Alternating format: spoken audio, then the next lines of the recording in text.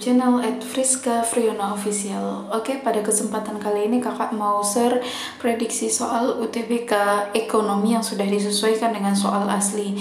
Semoga ini bermanfaat. Jangan lupa untuk like, komen, dan subscribe. Soal yang pertama, belanja pemerintah di pasar barang dan jasa menunjukkan adanya peranan pelaku ekonomi.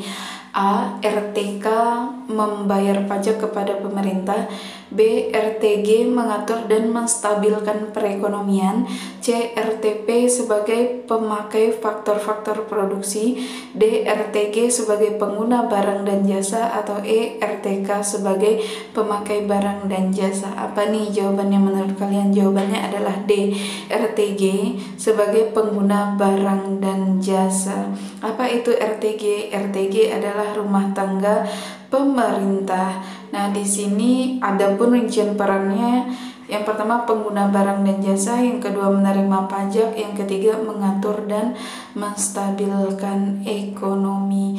Jadi kalau RTP itu rumah tangga produsen ya, itu antara lain fungsinya penghasil barang dan jasa, pemakai faktor-faktor produksi. Ada RTK rumah tangga konsumen, yaitu pemakai barang dan jasa, membayar pajak kepada pemerintah. Ada RTLN rumah tangga luar negeri, itu ekspor impor, membayar bea masuk dan mengadakan kerjasama internasional. Oke, kita masuk kepada soal yang kedua. Apabila bank sentral meningkatkan rasio cadangan wajib minimum, maka A. Kemampuan bank menciptakan kredit bertambah. B. Dana menganggur di bank bertambah. C. Cadangan devisa berkurang. D. Suku bunga menurun. Atau E. Uang beredar meningkat. Apa nih jawabannya menurut kalian? Jawaban kakak adalah B, yaitu dana menganggur di bank bertambah. Giro wajib minimum adalah dana atau simpanan minimum yang harus dipelihara oleh bank dalam bentuk saldo rekening giro yang ditempatkan di Bank Indonesia. Besaran giro wajib minimum ditetapkan oleh Bank Sentral berdasarkan persentase dana pihak ketiga yang dihimpun oleh bank. Jika Bank Sentral meningkatkan rasio cadangan wajib minimum, kemampuan bank menciptakan kredit berkurang dan uang yang beredar menurun. Namun hal tersebut tidak berpengaruh langsung terhadap cadangan devisa dan menurunnya suku bunga. Jadi jawabannya dana yang menganggur di bank bertambah ya. Nah, di sini soal yang ketiga, terjadi cost push inflation di pasar barang. Output ditunjukkan oleh pergeseran A. Kurva penawaran agregat ke atas. B. Kurva permintaan agregat ke kiri bawah.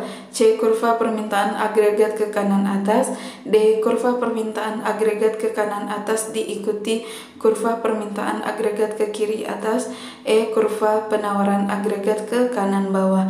Apa nih jawabannya? Jawabannya adalah A. Kurva penawaran agregat ke kiri atas.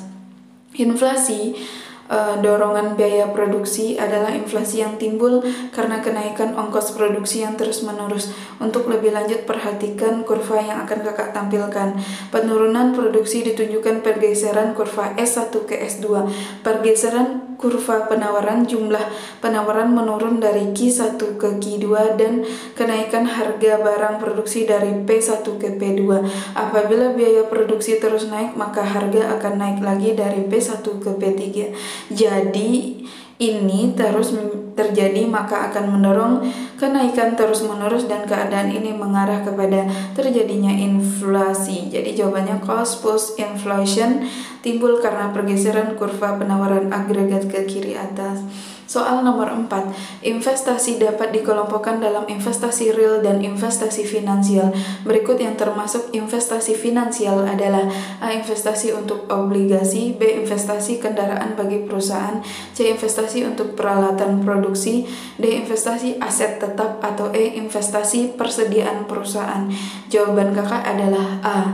Investasi dapat dilakukan pada aset real dan aset finansial. Jadi kalau A itu kan dia investasi untuk obligasi. Jadi terbagi menjadi dua. Ada investasi pada aset real itu yang berwujudnya properti berupa tanah, rumah, emas, dan logam mulia. Nah, investasi berupa aset finansial itu wujudnya tidak terlihat tetapi tetap nilainya tinggi, umumnya terdapat di dunia perbankan dan juga di pasar modal. Misalnya di Indonesia dikenal Bursa Efek Indonesia. Contoh dari aset finansial adalah instrumen pasar uang, obligasi, saham, dan reksadana. Oke, untuk soal selanjutnya itu perhitungan pertumbuhan ekonomi menggunakan angka produk domestik bruto berdasarkan harga konstan dimaksud untuk menghilangkan pengaruh A. Tabungan masyarakat, B. Inflasi, C. Investasi, D. Kebijakan pemerintah, atau E. Suku bunga. Jawaban kakak adalah B, yaitu inflasi. PDB merupakan salah satu indikator penting untuk mengetahui perkembangan perekonomian suatu negara dalam periode tertentu, baik atas dasar harga maupun atas dasar konstan. PDB hanya berlaku dan konstan. Jadi nanti kakak akan tampilkan tabelnya, yaitu PDB harga berlaku dan PDB harga konstan.